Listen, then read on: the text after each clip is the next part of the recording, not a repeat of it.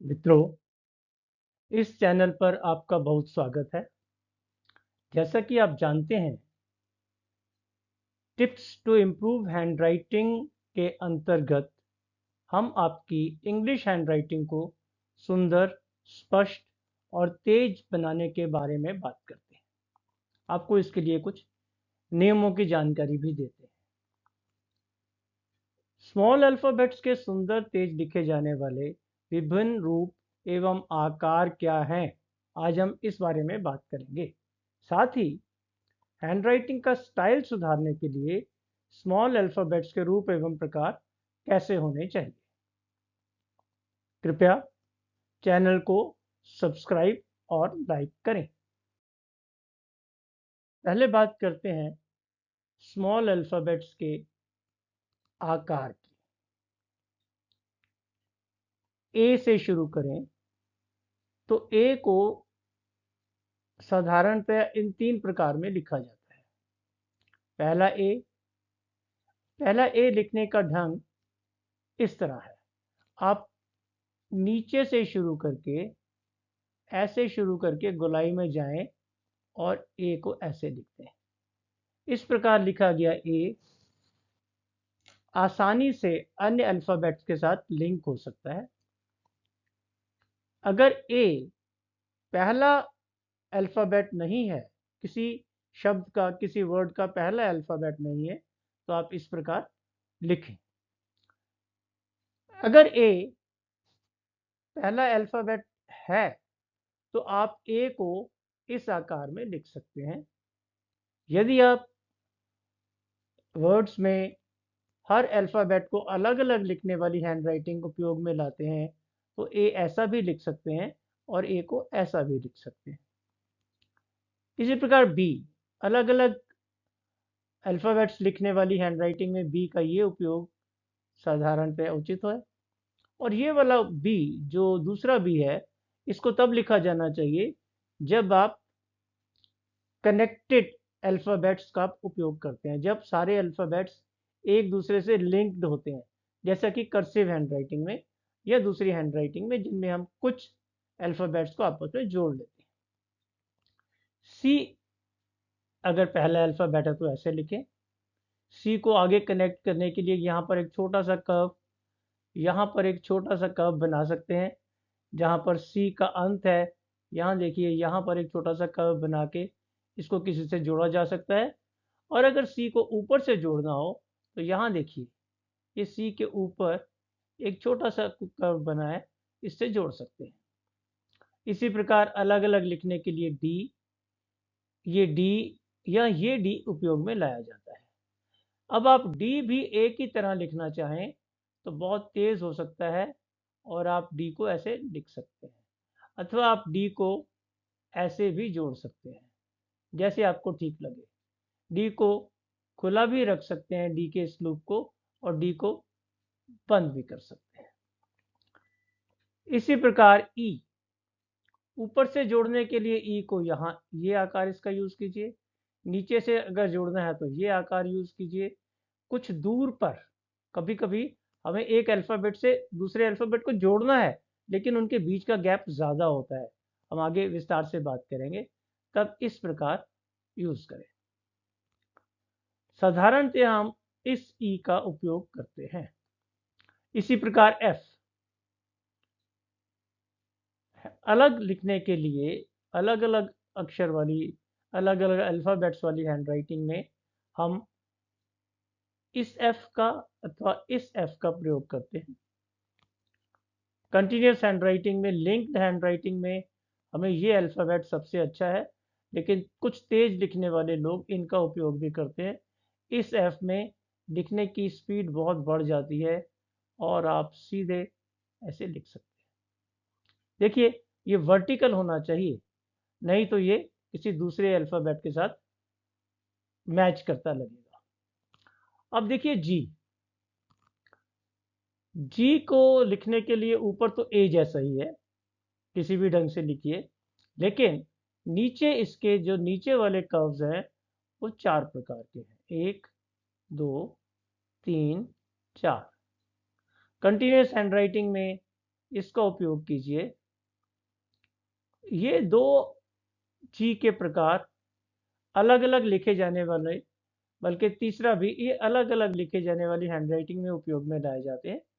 और आखिरी दो का उपयोग ज़्यादातर हैंडराइटिंग को स्टाइलिश बनाने के लिए किया जाता है। इसी प्रकार एच अकेला लिखना हो, या एच को कंटिन्यूस हैंडराइटिंग में लिखना हो, नीचे से जोड़ना हो, या एच को कंटिन्यूस हैंडराइटिंग में बीच में से जोड़ना हो, तो इन एच का प्रयोग करें। अब एक बात ध्यान से देखें, बी दो लाइनों के बीच में समाप्त हो जाता है, एफ दो लाइनों के बीच में समाप्त हो जाता है, लेकिन एच दो लाइनों में पूरा बनता है। ध्यान रहे कि कुछ अल्फ़ाबेट्स पूरे दो लाइनों में लिखे जाते हैं और कुछ अल्फ़ाबेट्स दो लाइनों से कम, लगभग दो लाइनों के बीच में खत्म कर दिए जाते हैं। आई देखें, आई इसी प्रकार आई ऊपर से जोड़ने के लिए इस तरह, अगर नीचे से लिखना हो इस तरह, अगर आई पहला अक्षर हो तब भी इस तरह लिखें, और आई को ज़रा स्टाइलिश बनाना हो तो उसके ऊपर का बिंदु छोटे से सर्कल में बना दें। लेकिन ये आई थोड़ा धीरे रहता है, ये सिर्फ स्टाइल के लिए लिखना उचित होता है। कुछ लोग इसका उपयोग हस्ताक्षर में भी करते हैं। अब जी और जे में देखिए क्या मेल है। जे और जी में नीचे वाले लूप्स, नीचे वाले कर्व्स एक प्रकार से हैं।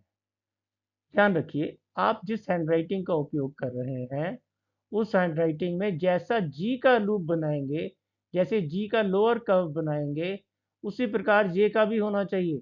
अगर आप ये जी यूज करें तो आप, अगर आप पहला जी यूज करें तो पहला जे, अगर आप दूसरा जी यूज करते हैं तो दूसरा जे। इसी प्रकार अलग अलग हैंडराइटिंग में अलग अलग अल्फाबेट्स की का आकार नहीं होना चाहिए। ध्यान रहे, के अगर अकेला लिखना हो, के अगर कंटिन्यूस हैंडराइटिंग में लिखना हो, और के अगर ऊपर का लूप सीधी रेखा बनाना हो। एल अलग अलग लिखने के लिए और कंटिन्यूस हैंडराइटिंग में लिखने के लिए। अब आते हैं एम पर। एम के भी ये चार आकार हैं। पहला एम, पहला अल्फाबेट यदि एम है तो इसका उपयोग करें। यदि आपने कनेक्ट करना है तो इसका करें। कभी कभी पहले अल्फाबेट के रूप में भी इसका उपयोग किया जाता है। अब स्टाइलिश एम लिखने के लिए अलग अलग अल्फाबेट्स वाली हैंडराइटिंग में आप इन दोनों में से किसी का भी उपयोग कर सकते हैं। इसी प्रकार एन। बात करते हैं ओ की। ओ लिखे जाने के कुछ ढंग हैं। वो क्या है? अधिकतर लोग ओ को ऐसे लिखते हैं, एक सीधा गोला बनाया और ऊपर से ऐसे कर दिया। लेकिन अगर आपने अकेला ओ लिखना है तो आप सिर्फ गोला भी बना सकते हैं। लेकिन ओ लिखने का सबसे सही ढंग है ये। इसमें क्या कीजिए, आप इसमें आई लिखिए। सबसे पहले इसमें एक आई लिखिए, आई के साथ एक गोला बना दीजिए। ये ओ लिखने का एक तेज तरीका है। इससे हैंडराइटिंग भी अच्छी लगती है। इसी प्रकार अकेला लिखने के लिए पी, कंटिन्यूस हैंडराइटिंग में पी विदाउट लूप और पी विद लूप। ध्यान रहे, आप जो भी लिखें उसे एक सा लिखें।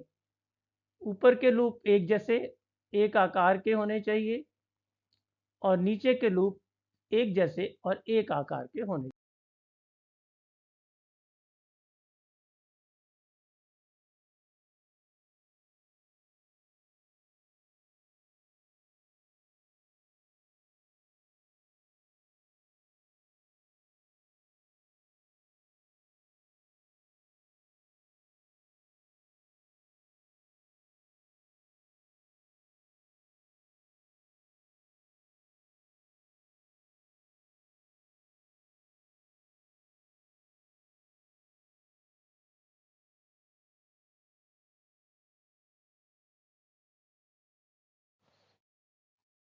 अब बात करते हैं यू वी डब्ल्यू की। देखिए, यू साधारणतः हम ऐसे लिखते हैं। इस यू को लिखने में कभी कभी हमें ऐसा आभास होता है जैसे हम वी और यू को मिक्स ना कर दें। यू इस तरह लिखा जाता है, ऊपर से सीधा शुरू किया, लेकिन कुछ स्टाइल्स में आप ऐसे भी लिख सकते हैं। लेकिन अगर आप अलग अलग हैंड राइटिंग में देखें तो जिसमें अलग अलग अल्फ़ाबेट्स लिखे जाते हैं, उसमें इस प्रकार का यू उचित है। स्टाइल के लिए आप कुछ भी लिख सकते हैं। वी वी और यू में एक अंतर है। वी नीचे से एक कोना है, यू में यहाँ गोलाई और वी में एक कोना है। कुछ लोग वी को इस प्रकार लिखना भी पसंद करते हैं, इसमें भी कोई गलती नहीं है, ये वी भी उचित भी है। इसी प्रकार जिस तरह यू और वी लिखे गए, डब्ल्यू को भी हम इस लिख सकते हैं। एक्स लिखने के भी 3 प्रकार हैं। अलग अलग हैंड राइटिंग में, अलग अलग अल्फ़ाबेट्स लिखने वाली हैंड राइटिंग में आप सीधा एक क्रॉस कीजिए। इस एक्स को लिखने के लिए आप एक कर्व ऐसे बनाएं और फिर एक लाइन बना दें। और सबसे तेज और सबसे अच्छा एक्स अगर आपने लिखना हो तो यहाँ से जाएं नीचे, ऊपर जाकर ये। तेज हैंड राइटिंग के लिए ऐसा एक्स उचित है। वाई, जे, जी सब एक जैसे हैं। 4 कर्व्स, नीचे वाले 4 हिस्से चारों अलग एक ही प्रकार के होने चाहिए। चाहे आप वाई में यूज करें, जी में यूज करें, एक प्रकार के होने चाहिए। जी अथवा जेड 2 लाइनों में भी लिखा जा सकता है। अलग हैंड राइटिंग वाले स्टाइल में आप जी को ऐसे लिखें, अन्यथा ये वाला जी कंटिन्यूसली लिखने के लिए अच्छा रहता है। ध्यान रहे स्टाइल में कोई अंतर ना आए।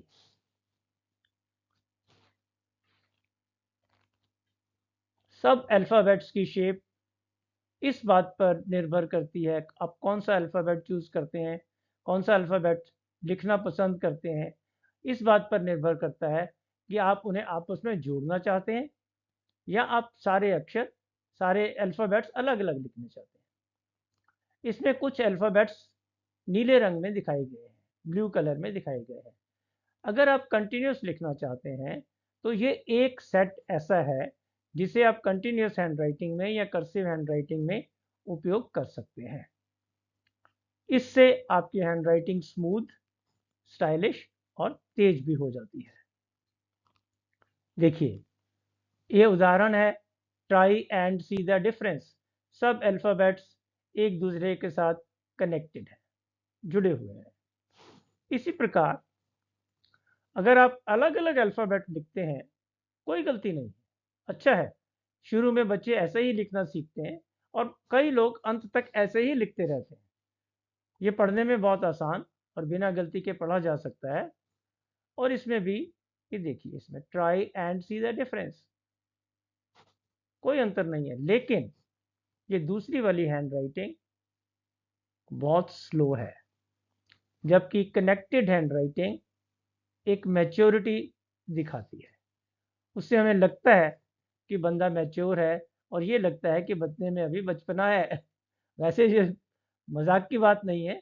आप जैसी हैंड राइटिंग लिखेंगे, आपके बारे में लोग वैसा ही अंदाजा लगाएंगे।